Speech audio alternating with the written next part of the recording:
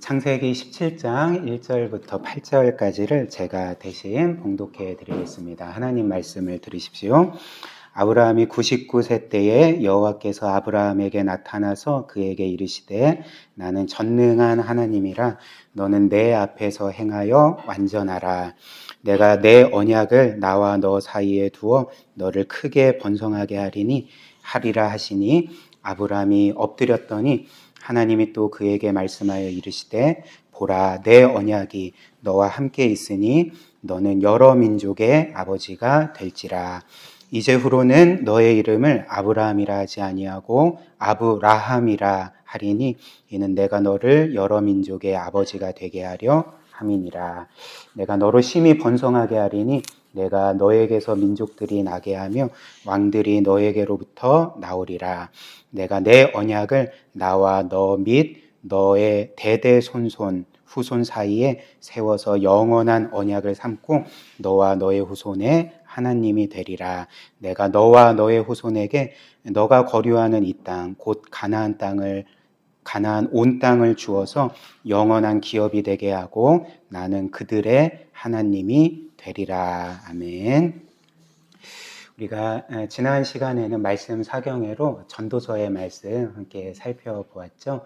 우리 귀한 목사님께서 오전과 또 저녁 두 차례에 이렇게 전도서 말씀 전해주신 것이 저에게도 큰 은혜가 되었습니다. 오늘은 이어서 우리가 창세기 말씀 다시 살펴보기를 원하는데요. 일단 두 주가 되었으니까 우리가 그 전에 살펴본 창세기 16장 말씀을 잠시 요약하고 넘어가면 좋겠습니다. 일단 우리가 지난 시간에 아브라함과 사라의 죄와 불순종에 대해서 살펴보았습니다. 그들은 사실 하나님께 분명히 아들을 얻을 것이라는 약속을 받았고 그리고 하나님의 신실하심을 굳게 믿으면서 그 하나님께서 아들을 주시기까지 믿음으로 기다려야 했지만 그들은 그렇게 하지 못했습니다. 그래서 결국 그들은 이제 하나님이 주시겠다는 그 아들을 하나님의 방법이 아닌 하나님께서 원치 않는 불법적인 방법으로 이제 얻으려고 했던 거죠. 이제 그 방법이 무엇이었습니까? 아브라함의 아내 사라가 자신의 여종이었던 그 하갈을 아브라함에게 첩으로 주고 아브라함은 그 하갈에게 들어가서 그로부터 이제 아들을 얻는 그런 계획을 세우고 실행을 했던 것입니다. 근데 이는 하나님께서 명백히 금지하신 일이었습니다. 하나님께서는 그렇게 종을 비인간적으로 마치 그냥 애를 낳는 대리모처럼 그런 식으로 비인간적으로 대하라고 하신 적이 이제 결코 없었고 이제 더군다나 하나님께서는 첩을 허용하신 적이 없었습니다. 그러나 이 아브라함과 사라는 이제 아들을 얻는 것에 대해서 눈이 멀었고 그리고 특별히 이 아들이 없으면 우리의 인생은 망할 거야 라는 그 두려움 때문에 하나님께서 금하신 죄를 짓는 방법으로 아들을 얻으려고 했던 거죠. 이렇듯이 우리도 어떤 면에서는 늘 죄를 지을 때 어떤 두려움 때문에 죄를 짓습니다. 이것이 없으면 내 인생은 불행해질 거야. 이것을 이루지 못하면 내 인생은 망할 거야. 그렇기 때문에 어떤 수를 써든지 간에 이것을 내가 소유해야 되고 이루어야 돼라는 그런 그 과정 가운데 우리는 늘 죄를 짓게 된다는 거죠. 그리고 어찌됐든 이렇게 아브라함과 사라는 끔찍한 방법으로 아들을 얻으려고 했고 결국 이 하갈은 이제 아기를 갖게 됩니다. 임신을 하게 됩니다. 창세기 16장 15절 16절 보십시오. 하갈이 아브라함의 아들을 낳음에 아브라함이 하갈이 낳은 그 아들을 이름하여 이스마엘이라 하였더라. 하갈이 아브라함에게 이스마엘을 낳았을 때에 아브라함이 86세였더라. 이렇게 합니다. 그리고 오늘 이제 우리가 보는 창세기 17장 말씀은 아브라함이 이렇게 이스마엘을 낳은 후 이제 13년이 지난 시점입니다. 즉 아브라함이 99세가 되었을 때 그가 겪은 일을 우리에게 알려주는 거죠. 즉 하나님께서 그를 만나주신 사건을 우리에게 알려줍니다. 저는 오늘 여러분들과 함께 이 말씀을 세 부분으로 살펴보기를 원합니다. 첫 번째는 아브라함을 책망하신 하나님에 대해서 살펴볼 거고요. 두 번째는 그럼에도 불구하고 아브라함에게 다시금 구원의 언약을 주시고 특별히 새 이름을 주신 것을 살펴보겠습니다. 그리고 마지막에는 이 말씀 가운데 우리가 굳게 믿고 확신해야 될 것이 무엇인지, 그래서 첫 번째 아브라함을 책망하신 하나님, 두 번째 아브라함에게 새 이름을 주신 하나님, 세 번째 우리가 굳게 믿고 확신해야 될 바, 이렇게 세 가지로 살펴보겠습니다. 첫 번째로 하나님은 아브라함을 책망하셨습니다. 1절 말씀 보십시오. 우리 같이 한번 읽어볼까요? 시작. 아브라함이 99세 때에 여호와께서 아브라함에게 나타나서 그에게 이르시되 나는 전능한 하나님이라 너는 내 앞에서 행하여 완전하라. 여기에서 우리가 주목할 사실이 있습니다. 우리가 방금 보았던 창세기 16장 16절에는 아브라함이 이스마엘을 얻었을 때를 그가 86세였더라 이렇게 말하지 않습니까? 근데 이제 곧바로 이어지는 창세기 17장 1절을 보면 하나님께서 아브라함에게 다시금 나타나셨는데 그때가 아브라함이 몇 세였을 때였습니까? 99세였던 거죠. 그렇다면 이제 13년이 흐른 후에 하나님께서 이 아브라함에게 나타나셨던 것입니다. 바꿔 말하면 뭘 의미할까요? 아브라함이 사라와 함께 하갈에게 끔찍한 죄를 범하고 그 죄를 짓는 방식으로 아들을 얻은 후에 13년 동안 하나님은 아브라함을 만나주시지 않았던 거죠. 하나님은 그분의 임재를 13년 동안 아브라함으로부터 거두어 들이셨던 것입니다. 그렇다면 그 이유가 무엇인가? 왜 하나님께서는 아브라함을 13년 동안 만나주시지 않았을까? 무엇 때문일까요? 아브라함의 죄와 불순종 때문이었던 것입니다. 그래서 하나님께서 13년 만에 아브라함에게 나타나셨을 때 처음 하셨던 말씀이 무엇입니까? 1절 다시 한번 보시면 1절 하반절에 처음으로 하신 말씀이 이거였습니다. 나는 전능한 하나님이라 너는 내 앞에서 행하여 완전하라. 너는 내 앞에서 행하여 완전하라. 이렇게 말씀하셨습니다. 일단 하나님께서는 아브라함에게 첫 번째로 하신 말씀은 나는 전능한 하나님이다 라는 말씀이었습니다. 내가 전능한 하나님이라는 말씀은 무슨 의미겠습니까? 그러니까 하나님께서 무한한 능력을 가지신 분이라는 거죠. 나는 창조주이고 나는 말씀 한마디로 이 우주 만물을 창조한 창조주요 주권자이기 때문에 나에게는 불가능한 일이 없다. 이런 말씀을 하신 것입니다. 그렇다면 하나님께서는 아브라함을 만나셨을 때 처음으로 강조하신 것이 왜 그분의 전능한 능력이었겠습니까? 왜 그랬을까요? 왜냐하면 아브라함이 하나님의 능력을 신뢰하지 않았기 때문에 그렇습니다. 분명히 아들을 주시겠다고 했는데 이제 자기도 늙고 자기의 아내 사라도 늙고 태가 막힌 것 같으니까 그래 하나님은 이제 나에게 아들을 줄 수 없어. 이런 상황에서는 하나님도 나에게 아들을 주실 수 없어 라고 하면서 그분의 능력을 믿지 못했기 때문에 그랬던 거죠. 그래서 하나님께서는 지금 뭐라고 말씀하십니까? 너는 나를 믿어야 된다.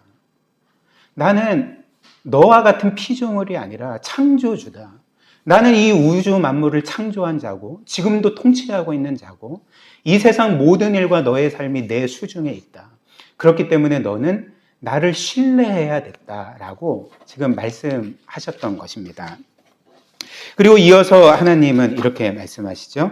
너는 내 앞에서 행하여 완전하라. 완전하라 이렇게 말씀하셨습니다.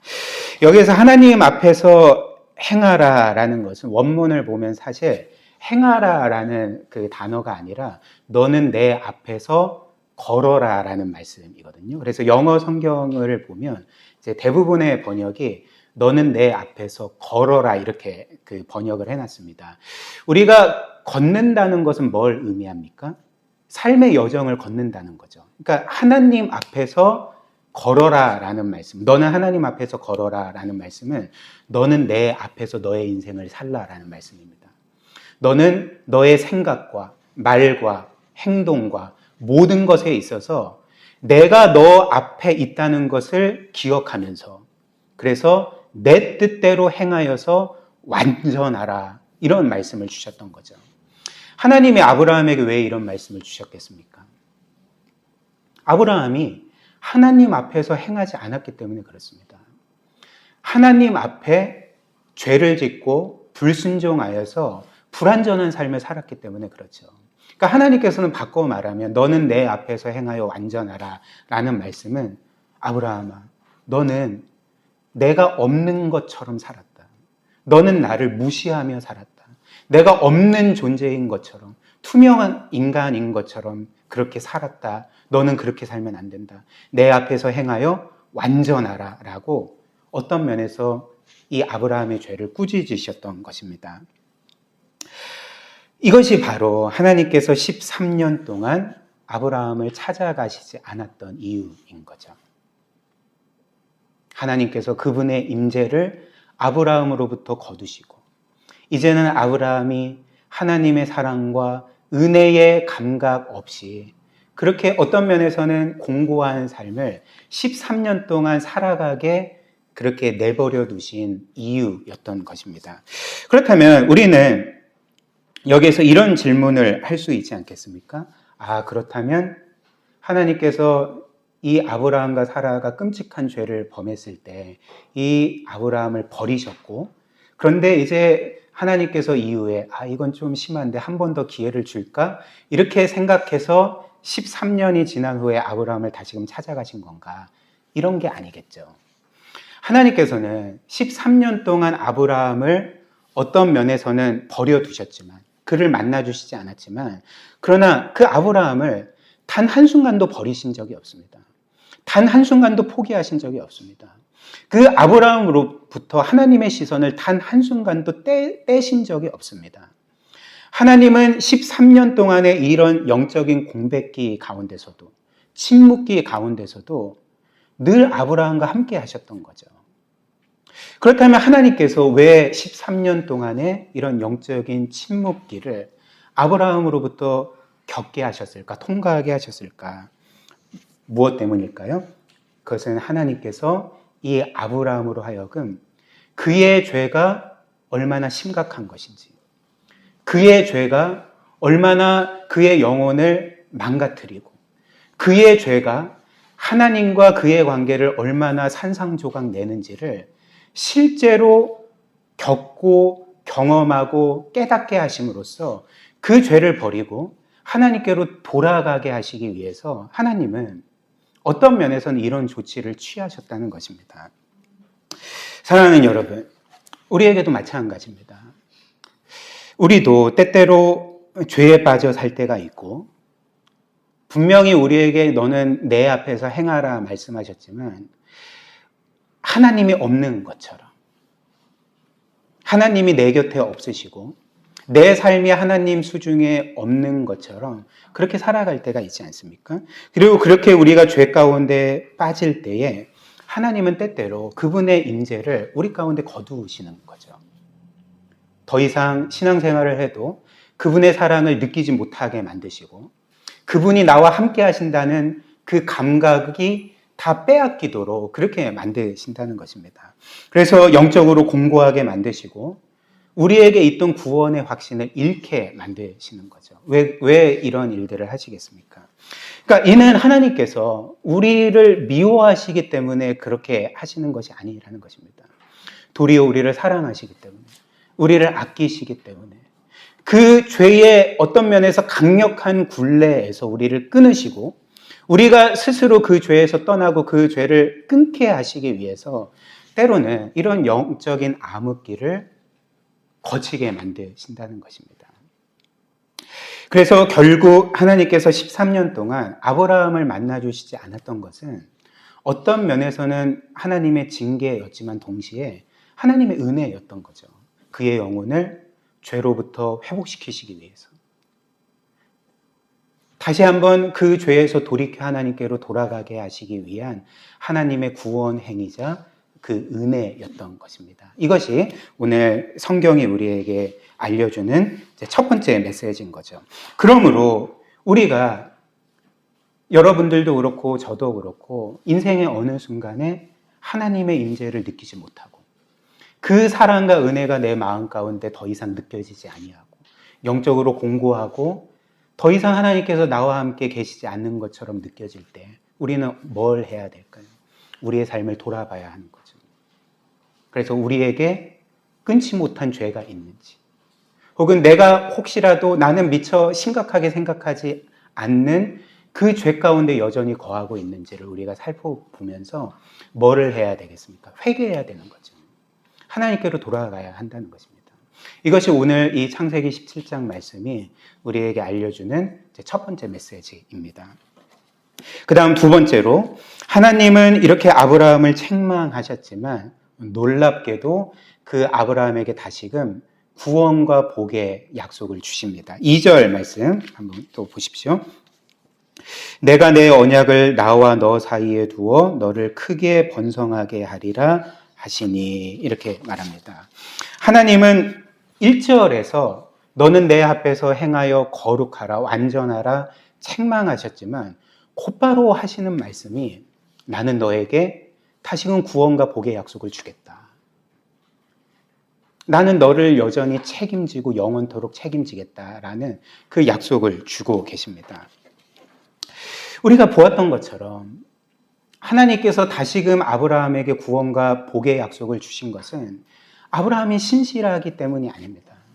아브라함이 그런 은혜를 받을 만한 자격이 있었기 때문이 아닙니다. 우리가 본 것처럼 아브라함은 오랫동안 죄 가운데 머물렀고요. 회개치도 않았고요. 영적인 무감각 가운데 살아갔습니다. 그리고 어떤 면에서 이렇게 죄를 짓는 방식으로 이스마엘을 얻었을 때 아브라함이 생각했던 것이 무엇이겠습니까? 그래, 이제 나는 아들을 얻었으니까 하나님의 약속은 필요 없어. 이제는 나는 모든 것을 이루었어 라고 생각하지 않았겠습니까? 근데 이런 아브라함을 하나님은 어떻게 하셔야 되겠습니까? 사실 하나님께서 이런 아브라함을 버리셨어도 아브라함은 할 말이 없었을 것입니다. 그러나 하나님께서는 다시 한번 이 아브라함에게 그 전에 주었던 구원과 놀라운 복의 약속을 또다시 주고 계시는 거죠. 하나님께서는 이 아브라함을 처음부터 끝까지 신실하게 은혜로 대하고 계시는 것입니다. 그래서 아브라함은 어떻게 했을까요? 3절 하반절 보십시오. 아브라함이 엎드렸으니 이렇게 말합니다. 아브라함이 하나님 앞에 엎드렸다 이렇게 전해주고 있습니다. 아브라함은 하나님께 이런 구원과 복의 약속을 다시금 들었을 때 그 하나님께 엎드릴 수밖에 없었습니다. 왜 아브라함이 하나님께 엎드렸을까요? 물론 어떤 면에서는 창조주 하나님께서 자신 앞에 나타났으니까 그 두려운 마음으로 떨리는 마음으로 하나님께 그 앞에 엎드렸을 것입니다. 그러나 이게 전부가 아닙니다. 사실 그 창세기 50장 중에 이 아브라함의 이야기가 기록된 부분이 창세기 11장 27절부터 25장까지입니다. 그러니까 거의 한 그 50장 중에 13장에 걸쳐서 이 아브라함의 이야기가 기록되어 있는 거죠. 근데 이 13장의 아브라함의 이야기 중에 아브라함이 하나님 앞에 엎드렸다는 기록은 여기밖에 안 나옵니다. 그 전에도 분명히 아브라함은 하나님을 만났는데 엎드린 적이 없었습니다. 그 이후에도 그렇습니다. 일단 성경의 기록 안에서만 살펴보면 아브라함이 하나님께 엎드린 적이 없습니다. 근데 오늘 이 말씀을 듣고 아브라함은 하나님 앞에 엎드리는 거죠. 뭐 때문에 엎드렸을까요? 그는 하나님의 위엄과 그 영광 앞에서 엎드렸지만 동시에 이 하나님께서 어떻게 나를 위해 이렇게 헌신할 수가 있는가? 나는 그 하나님께 신실하지 못했고 불성실했고 죄를 지었고 그분의 약속을 저버렸는데 어떻게 이 위대하신 하나님께서 나를 포기하시지 않는가? 어떻게 이 하나님께서 나를 끝없이 신실하게 대하실 수 있고 죄를 짓고 불순종한 나에게 또다시 구원과 복의 약속을 주실 수가 있는가? 그 하나님의 사랑과 은혜에 감동하여서 압도되어서 그는 하나님 앞에 엎드릴 수밖에 없었던 것입니다. 그리고 이때 아브라함이 다시 한번 깨닫게 된 사실이 무엇일까요? 나를 향한 하나님의 약속은, 그 약속이 이루어지는 조건은 나의 성실함이 아니라 하나님의 성실하심이구나. 나는 불성실해도 하나님께서 성실하시기 때문에 나에게 주어진 하나님의 약속은 반드시 이루어지구나 라는 사실을 다시 한번 깨닫게 된 것입니다. 우리에게도 마찬가지입니다. 하나님께서는 아브라함에게 구원과 복의 약속을 주셨을 뿐만 아니라 성경에 따르면 그 아브라함의 영적인 자손인 우리에게도 똑같은 구원과 복의 약속을 주셨습니다. 그리고 그 하나님께서 우리에게 주신 그 구원과 복의 약속이 이루어지는 조건은 우리의 성실함이 아닌 거죠. 하나님의 성실하심으로 그분의 약속을 이루어 가십니다. 사실 여러분들이나 저나 하나님이 우리에게 구원의 약속을 주셨는데 우리는 그 약속에 성실한 적이 많겠습니까? 불성실할 때가 많겠습니까? 불성실할 때가 많죠. 여러분들의 평생의 삶을 한번 생각을 해보십시오. 여러분들이 한 몇 번이나 하나님께 불성실했는지 한번 그 수를 세어보십시오. 그러니까 100번, 1000번 정도가 아닙니다. 우리는 무수히 많이 하나님께 불성실했고 그분의 약속을 저버렸고 그분을 떠나 살았던 사람들입니다. 그러나 하나님께서는 저와 여러분들을 버리신 적이 있습니까? 저와 여러분들을 포기하신 적이 있습니까? 저와 여러분들을 향한 은혜를 거두어 드리신 적이 있습니까? 그렇지 않습니다. 저나 여러분들이나 지금 이 자리에 있는 것은 하나님의 은혜 때문입니다. 그리고 어떤 면에서 죄인일 뿐인 제가 성도로 살 뿐만 아니라 목회자로서 매주 예배를 인도하고 여러분들 앞에 하나님 말씀을 전하는 것도 저의 성실함 때문이 아닙니다. 하나님의 성실하심 때문에 제가 지금 이 자리에 있는 거죠. 우리 모두에게 마찬가지라는 것입니다. 따라서 우리가 확신할 수 있는 바, 하나님의 약속은 결코 취소되지 않는다. 하나님의 약속은 결코 그렇게 무효화되지 않는다. 우리가 불성실할지라도 하나님은 그분의 끝없는 성실하심으로 저와 여러분들에게 주신 이 구원과 영광의 약속, 복의 약속을 반드시 지키실 것을 우리가 확신할 수가 있는 거죠. 그리고 이제 하나님께서는 아브라함에게 다시 약속을 주셨을 뿐만 아니라 이제 그의 이름을 바꿔 주십니다. 새로운 이름을 주시는 거죠.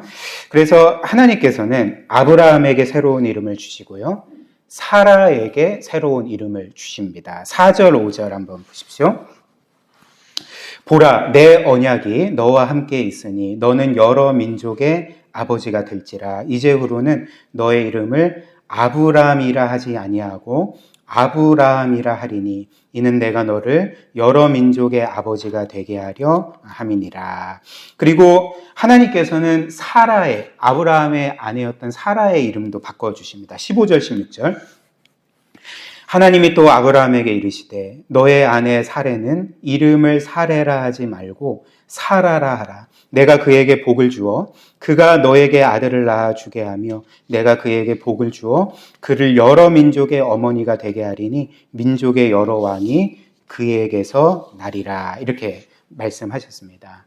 원래 아브라함의 이름은 아브람이죠. 그리고 아브람이라는 이 히브리어의 이름은 그 뜻은 그 가정 가운데, 가문 가운데 높은 아버지 혹은 존귀한 아버지라는 뜻의 이름입니다. 근데 이런 아브람을 하나님은 아브람으로 바꿔주신 거죠. 아브람이라는 새 이름을 주셨는데 아브람이라는 것은 단지 큰 아버지가 아니라 높은 아버지가 아니라 열방의 아버지라는 의미였습니다. 그리고 사레, 원래 사라의 이름은 사레죠. 이 사레라는 히브리어 이름의 의미는 나의 귀부인이라는 뜻입니다. 근데 이 사레를 하나님은 사라라는 새 이름으로 바꿔주신 거죠. 사라라는 의미는 이제 왕비라는 그 뜻의 이름입니다. 그리고 왕비는 그 왕의 그 아내를 가리키죠. 그래서 왕이 열방의 그 나라 민족의 아버지이기 때문에 이 사라라는 이름의 의미도 그 민족의 어머니, 열국의 어머니라는 이제 의미가 되는 것입니다. 그렇다면 여러분들 한번 생각을 해보십시오. 하나님께서는 아브라함을 너는 이제 큰아버지 정도가 아니다. 존귀한 아버지 정도가 아니라 너는 열국의 아버지다.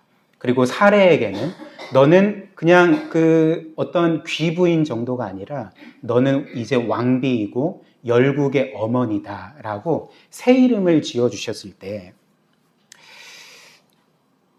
그들이 그런 존재이기 때문에 이런 이름을 주신 것입니까?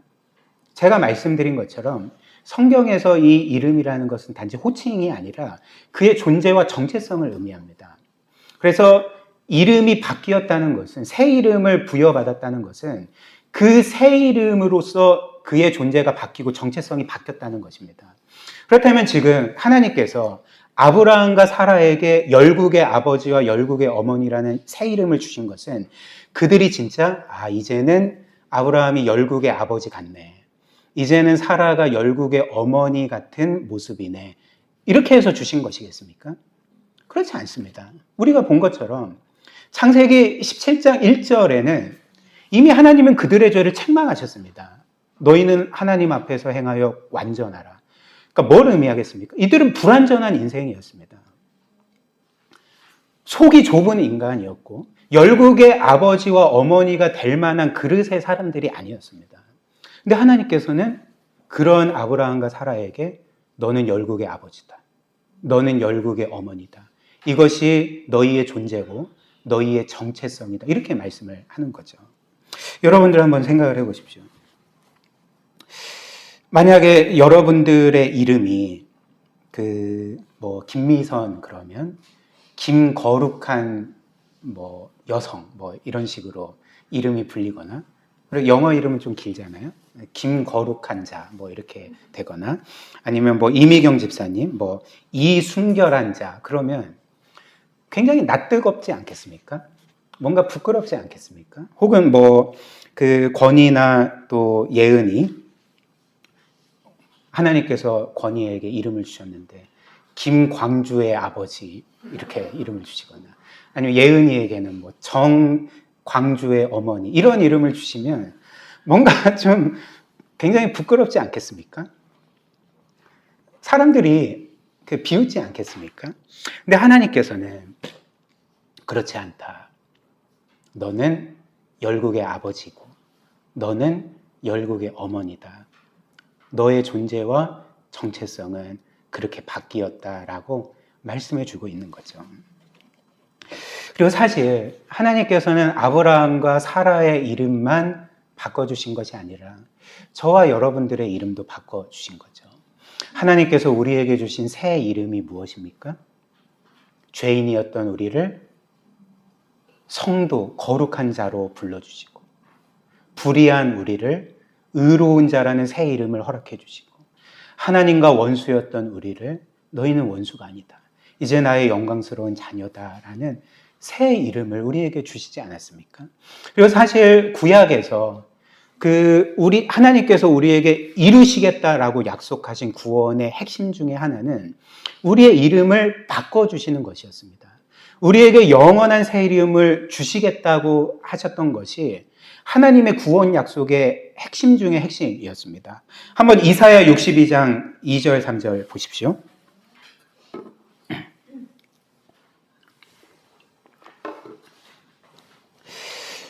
우리 주께서 오시기 700년 전에 그리스도를 통해 이루실 구원을 이렇게 말씀하죠. 이사야 62장 2절 3절.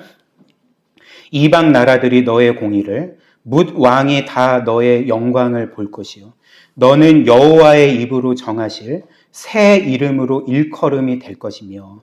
하나님께서 이루실 구원이 뭐라고 말합니까?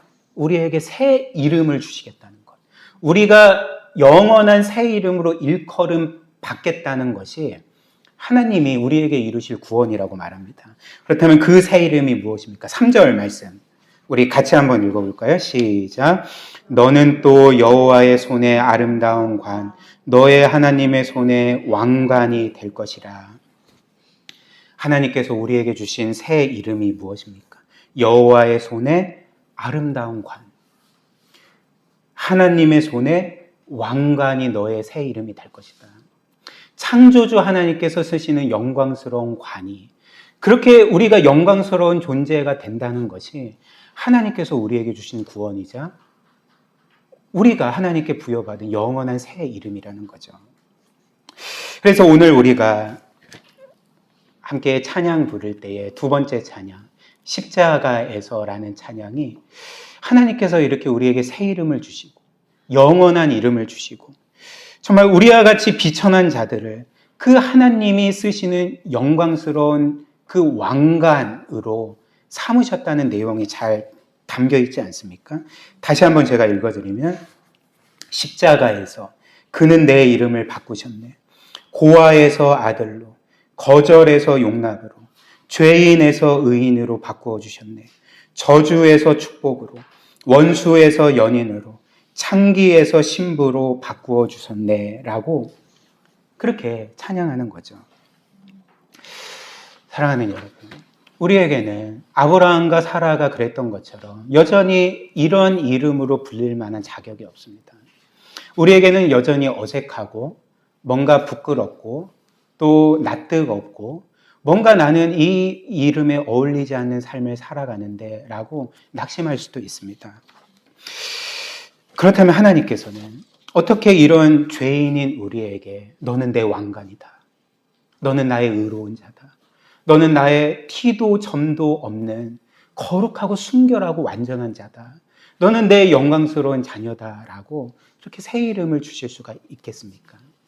사실 성경을 보면 잠언 그 17장 15절을 보면 이런 말씀이 있습니다. 악인을 의인이라고 하고 의인을 악하다 하는 사람들은 여호와께 미움을 받는다, 이런 말씀이 있습니다. 이 세상에서도 마찬가지 아닙니까? 어떤 죄인이 있는데 저 사람은 의인이야 라고 말하거나 어떤 의인이 있는데 저 사람은 죄인이야 라고 말하면 사람들이 분노할 것입니다. 그러니까 이런 일들은 하나님이 친히 말씀하시기에 내가 가증스럽게 여기는 일이다. 그 누구도 죄인을 의인이라고 칭하지 말라라고 말씀을 하신 거죠. 근데 놀랍게도 하나님은 죄인인 우리를 의롭다 말씀하십니다. 죄가 많은 우리를 순결하고 거룩하다, 너희에게는 죄가 없다, 완전하다라고 말씀하십니다. 그렇다면 하나님은 그분이 금하신, 그분이 가증스럽게 여기시는 일을 직접 하고 계시는 일일까요? 그렇지 않죠. 하나님께서 우리를 의인으로 부르시고 거룩하고 순결한 자로 부르시는 것에는 근거가 있는 거죠. 확실한 근거가 있습니다. 법적인 근거가 있는 거죠. 그 근거가 무엇일까요? 예수 그리스도께서 우리의 원래 이름이었던 죄인의 이름을 그분께로 가져가서 그 의의 왕이신 예수께서 죄인으로 불림 당하셨던 것, 죄인 취급을 받으셨던 것이 하나님께서 우리를 이제 의인이라는 새 이름으로 부르시고 거룩하고 순결한 자라는 새 이름으로 부르신 그 법적인 근거였던 것입니다. 그래서 이사야 53장 12절 말씀 한번 보십시오. 예수 그리스도에 대해서 이렇게 말씀하죠. 이는 그가 자기 영혼을 버려 사망에 이르게 하며 범죄자 중 하나로 헤아림을 받았습니다. 예수께서 범죄자의 이름을 취하셨다는 것입니다. 범죄자의 이름으로 불리셨다는 것입니다. 그렇다면 예수님께서 왜 죄인의 이름으로 불리셨겠습니까? 왜 죄인 취급을 받으셨겠습니까? 이어서 그러나 그가 많은 사람의 죄를 담당하며 범죄자를 위하여 기도하였느니라. 예수께서 원래 우리가 가진 죄인의 이름을 그분이 대신 취하셨기 때문에, 그 모든 죄를 그분이 대신 담당하셨기 때문에 우리가 예수 그리스도 대신 의인의 이름을 갖게 되었던 것입니다. 그래서 이사야 53장 4절이 이렇게 말하는 거죠. 그가 찔림은, 즉 예수 그리스도께서 찔리심은 우리의 허물 때문이요 그가 상함은 우리의 죄악 때문이라.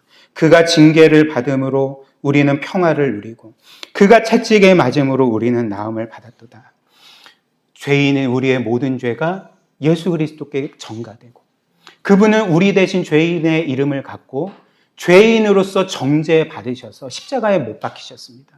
그리고 그 십자가의 죽음으로 인하여서 우리의 모든 죄값이 치러지시고, 그리고 그리스도께서 그렇게 우리를 위해 죽기까지 순종하신 그 의로움이 이제는 그분을 믿는 우리의 것이 되어서 예수께는 죄인이라는 우리의 이름이 전가되고, 우리에게는 예수 그리스도의 영원한 의로움의 이름이 전가되어서 하나님은 우리를 너희는 이제 죄인이 아니다, 너희는 내 아들과 같은 영원한 의인이다 라고 이렇게 선언해 주실 수 있었던 것입니다. 그리고 이것이 바로 이 기독교가 이 세상 모든 종교와 뚜렷하게 구별되는 지점이라는 거죠. 한번 생각을 해보십시오. 이 세상에 많은 종교들이 있고 사람들은 그 종교의 가르침을 따라서 그 종교의 신에게 이 구원의 이름, 영광의 이름, 그 소위 말하는 명예전당에 들어가려고 애쓰게 됩니다. 그렇다면 이 세상의 종교들에서는 사람들이 어떻게 그 신에게 구원의 이름과 영광의 이름을 받을 수 있습니까? 어떻게 해야 되겠습니까? 그러니까 그 구원과 복의 이름, 영광의 이름을 받을 수 있는 점수가 필요한 거죠. 점수를 따야 됩니다. 자격을 갖춰야 되고 그 자격이 충족되면 명예의 전당에 들어가게 되는 거죠. 그렇지 않으면 그 이름을 받을 수가 없습니다. 그리고 이는 이 세상의 종교들의 질서일 뿐만 아니라 우리가 살고 있는 이 세상 자체에 통용되는 질서 아니겠습니까? 여러분들 우리나라에는 그런 게 있는지 모르겠지만 메이저 리그에는 그 명예의 전당이라는 것이 있습니다. 그래서 현역 시절에 뛰어난 성적을 거둔 사람들이 이제 은퇴 이후에 그 명예의 전당에 들어갈 수 있는 그 어떤 점수를 따면 이제 자격 조건을 갖춰서 기자들의 투표를 받아서 명예의 전당이라는 거기에 이제 등록이 되는 거죠. 즉 명예의 이름을 갖는 거죠. 근데 이 세상의 질서가 이와 같다는 것입니다. 여러분들이나 저나 이 세상 모든 사람들은 예외 없이 이름을 얻기를 원합니다. 새 이름을 얻기를 원하는 거죠. 우리의 원래 이름이 있지 않습니까? 김용훈이라는 이름이 있고 김미선이라는 이름이 있고 정예은이라는 이름이 있지만 우리는 원래 우리에게 주어진 이름 외에 새로운 이름을 얻기를 원합니다. 그 이름이 무엇일까요? 인생에서 성공한 사람이라는 이름, 부자라는 이름, 혹은 어떤 높은 지위에 있는 사람이라는 이름, 혹은 유명인 셀럽이라는 이름, 혹은 그냥 소소하게 행복한 가정을 이루고 산 사람이라는 이름. 이런 새 이름을 우리가 얻기를 원하고 그 이름을 얻기 위해서 필사적으로 노력하는 거죠.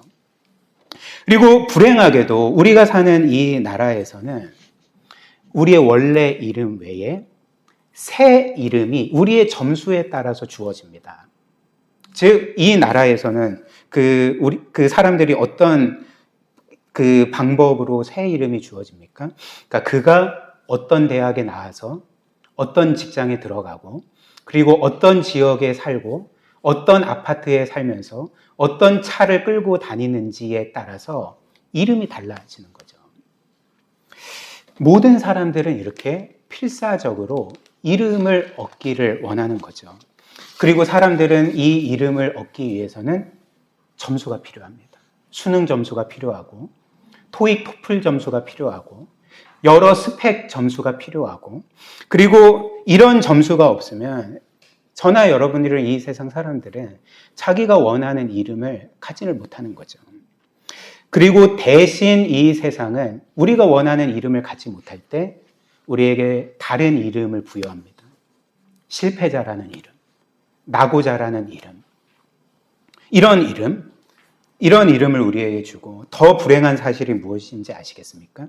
사람들이 이 세상과 사람들이 우리에게 그런 이름을 붙여줄 뿐만 아니라 사실 우리도 우리 자신에게 그런 이름을 붙여준다는 거죠. 그렇다면 이제 어떤 사람들은 이렇게 말할 수도 있겠습니다. 그게 이 세상의 현실이기 때문에 그렇다면 최선의 노력을 해서 점수를 많이 따고 모든 경쟁에서 이겨서 내가 원하는 이름을 얻으면 되잖아요. 라고 그렇게 반문할 수도 있을 것입니다. 그러나 여러분들 한번 생각을 해보십시오. 여기에는 어린 사람도 있고 나이가 많은 분들도 계시겠지만 여러분들이 한번 인생에서 여러분들이 최선의 노력을 다하고 경쟁에서 이기고 점수를 따서 원하는 이름을 얻은 경우가 여러분들이 원하는 만큼 있습니까? 한번 생각을 해보십시오. 설령 한 사람이 모든 경쟁에서 이기고 점수를 따서 자기가 원하는 이름을 얻었다고 해봅시다. 그래서 성공이라는 이름, 부자라는 이름, 셀럽이라는 이름, 이런 이름을 얻었다고 해봅시다. 그렇다면 그 사람은 정말 완전히 만족하게 되고 완전히 행복하게 되고 그리고 이제 더 이상 원하는 것 없이 그렇게 살아가게 될까요? 그렇지 않습니다. 예를 하나 들어보겠습니다. 여기에서 아마 20대 분들은 잘 모를 수 있는데 1990년대와 2000년대 초반에 전 세계에서 가장 유명한 영화 배우 중에 한 사람이 짐 캐리라는 사람이었습니다. 아십니까? 짐 캐리는 정말 유명했습니다. 그래서 여러분들 보신 적이 있는지 모르겠지만 아마 다 보셨겠죠? 트루먼 쇼거나 아니면 브루스 올마이티거나 아니면 굉장히 오래된 영화인데 마스크라는 영화 이런 영화들이 이제 전 세계적으로 굉장히 히트를 쳤고 그래서 이 짐 캐리라는 사람은 지금은 좀 그렇지만 그 당시에는 전 세계에서 가장 유명한 사람이었습니다. 전 세계에서 가장 돈을 많이 벌고 가장 높은 위치에 있고 가장 유명한 사람이고 실로 원하는 모든 것을 얻은 사람이었습니다. 우리 은성이 짐 캐리 모르지? 네.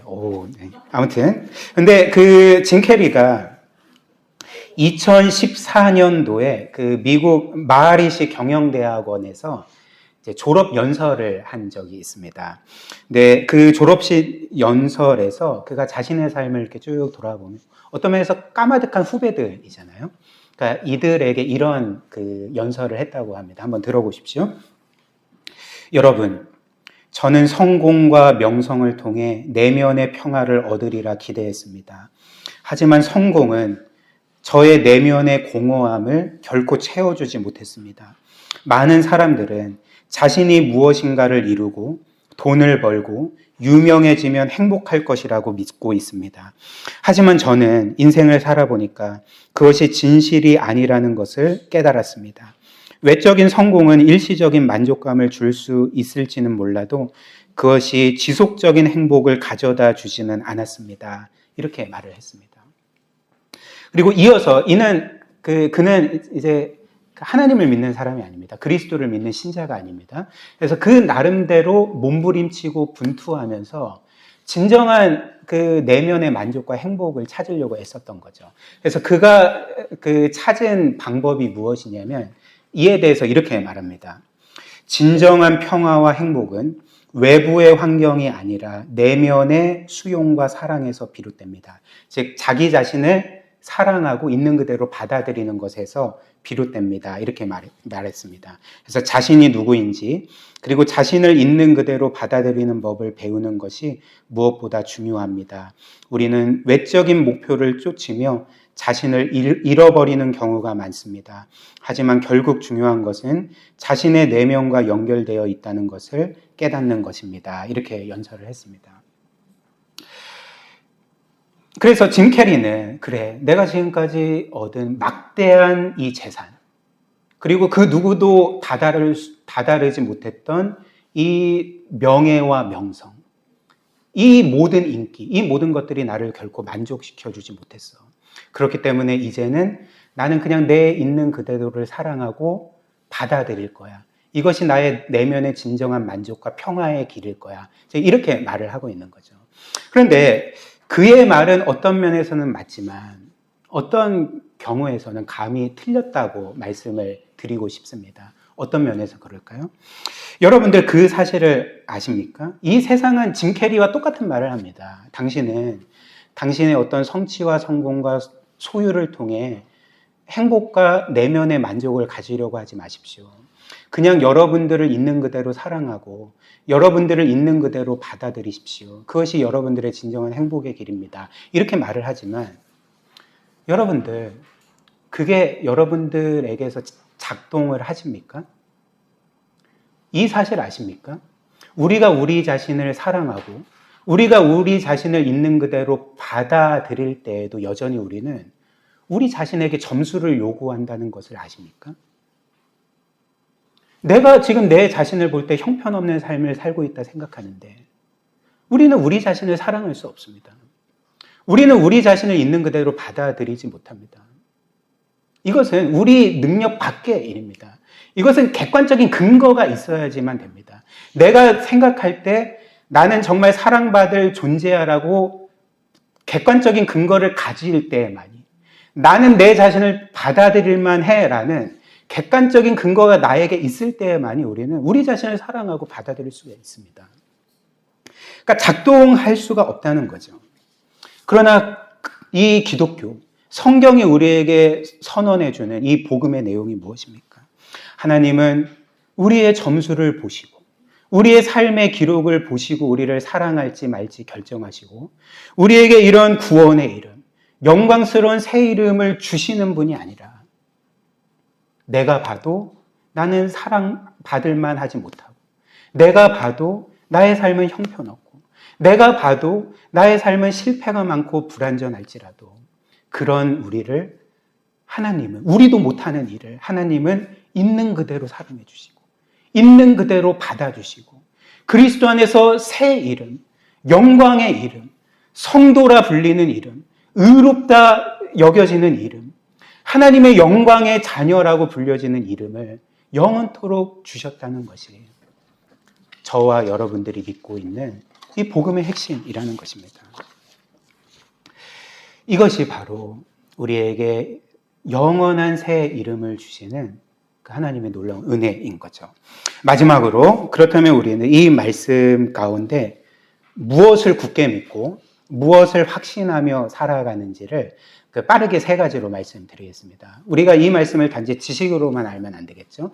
우리는 굳게 믿고 확신해야 됩니다. 그렇다면 우리가 먼저 믿고 확신해야 될 바가 무엇입니까? 첫 번째로 하나님께서 그리스도 안에서 우리에게 주신 이 새 이름, 성도라는 이름, 의인이라는 이름, 하나님의 영원한 자녀라는 이름은 영원한 이름이라는 것을 우리가 굳게 믿고 확신해야 됩니다.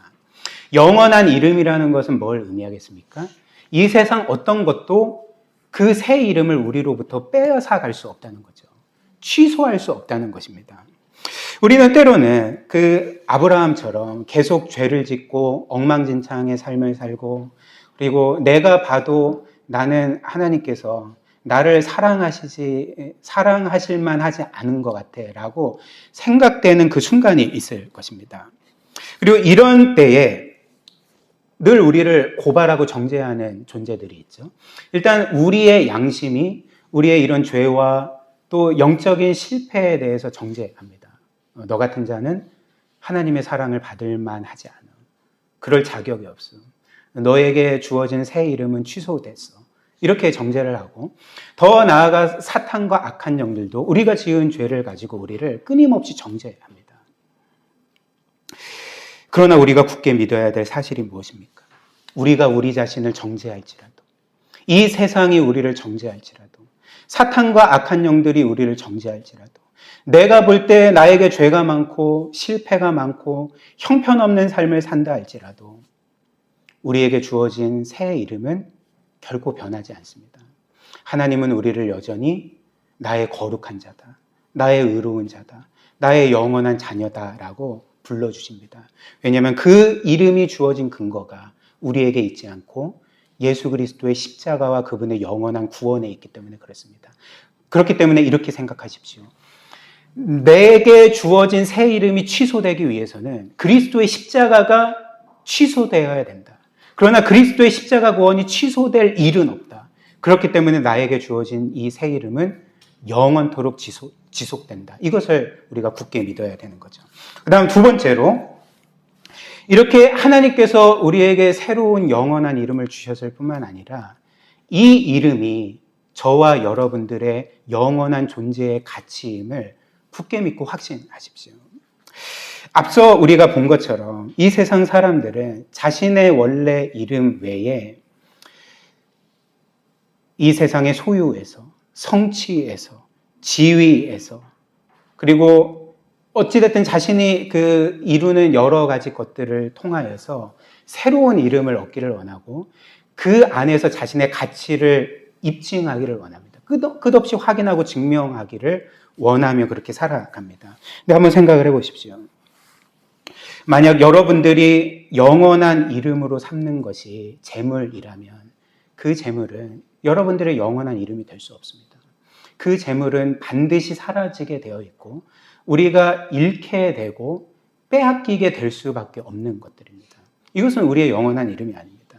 그리고 만약에 여러분들의 신체적인 어떤 능력이나 건강함이나 외모의 아름다움을 여러분들의 영원한 이름으로 삼는다면 여러분들은 계속 늙게 될 것이고 계속 쇠약해질 것이고 여러분들이 젊을 때 자랑하던 외모의 아름다움과 건강함들은 다 사라지게 될 것입니다. 이것은 우리의 영원한 이름이 아닙니다. 혹은 여러분들의 커리어를 여러분들의 영원한 이름으로 삼으신다면 확실한 사실이 무엇입니까? 여러분들은 언젠가는 은퇴하실 것입니다. 여러분들은 여러분들의 지위에서 내려와야 되고 여러분들이 하는 일을 내려놔야 됩니다. 그것들은 우리에게 영원한 이름이 되지 못합니다. 심지어 이 땅에 여러분들의 남편이나 아내나 자녀들을 영원한 이름으로 삼는다면 그 안에서 자신의 존재의 가치와 의미를 발견하려고 한다면 안타까운 사실이지만 여러분들의 가족도 언젠가는 여러분들을 떠납니다. 여러분들이 먼저 떠나거나 우리의 가족들은 언젠가는 죽어서 우리를 반드시 떠나게 됩니다. 가족조차도 우리에게 영원한 이름이 될 수가 없습니다. 우리에게 영원한 이름은 영원하신 하나님밖에 없습니다. 그분이 우리에게 주신 새 이름밖에 없습니다. 이것을 우리가 굳게 믿어야 되는 거죠. 그리고 마지막 세 번째, 하나님께서 이처럼 우리에게 영원한 새 이름을 주셨다면, 우리를 가장 보배롭고 존귀한 자로 세워주셨다면 우리는 이제 그 하나님을 어떻게 대해야 되겠습니까?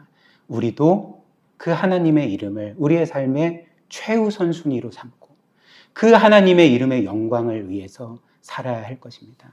특별히 우리에게 새 이름을 주시기까지 그분은 그분의 아들을 잃으셨습니다. 그분의 생명을 잃으셨습니다. 그렇다면 우리도 우리의 모든 것을 그분께 드려야 하는 거죠. 이런 은혜를 가지고 늘 우리의 하나님께서 주신 이 새로운 영원한 이름 가운데 안식하고 기뻐하고 감사함으로써 그분의 이름을 위해 사는 여러분과 제가 되기를 주님의 이름으로 축복합니다.